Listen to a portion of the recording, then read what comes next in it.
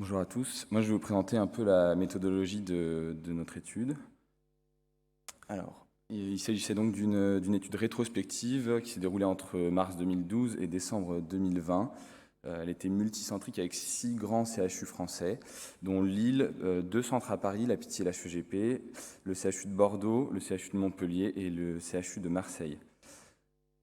Nous avons inclus des patients qui présentaient des fractures de la région thoracique ou lombaire, ou de la charnière thoraco-lombaire, avec un suivi de plus de 6 mois.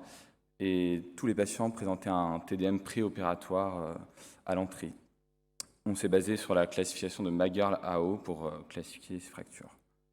On a exclu les patients qui présentaient des troubles neurologiques à l'examen initial et les fractures d'allure ostéoporotique, pour lequel on s'est basé sur l'âge et le type de mécanisme pour exclure les fractures d'allure ostéoporotique. Notre critère de jugement principal était la correction de l'ART, et les critères secondaires, c'était principalement l'ART au recul et l'EVA au recul. Pour l'ART, donc on a la définition classique qui est la syphose régionale qu'on voit illustrée en 1 sur la figure, sur le scanner, moins les angles physiologiques qui sont définis par les ABAC. On s'est basé sur soit des radios, soit des scanners. Sur l'ART préopératoire, c'était le scanner qui était pris en compte.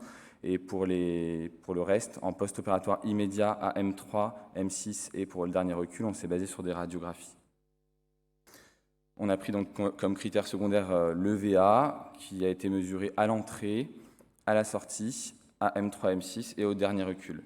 Et le dernier critère analysé était le délai de prise en charge. Pour les techniques opératoires, alors je ne vais pas tout redétailler parce qu'Henri Arthur nous en a déjà pas mal parlé.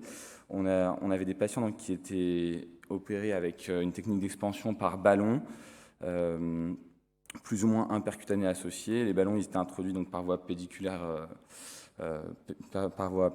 percutanée.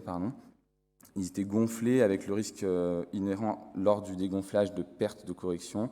Puis la cavité ainsi créée était remplie de ciment.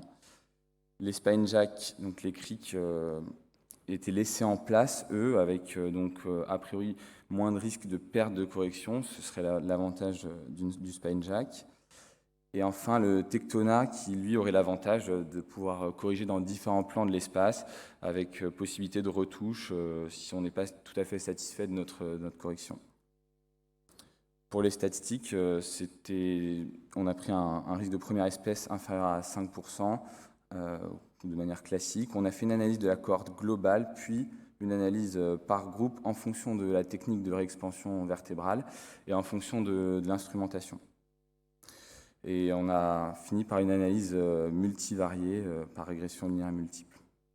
Merci de votre attention.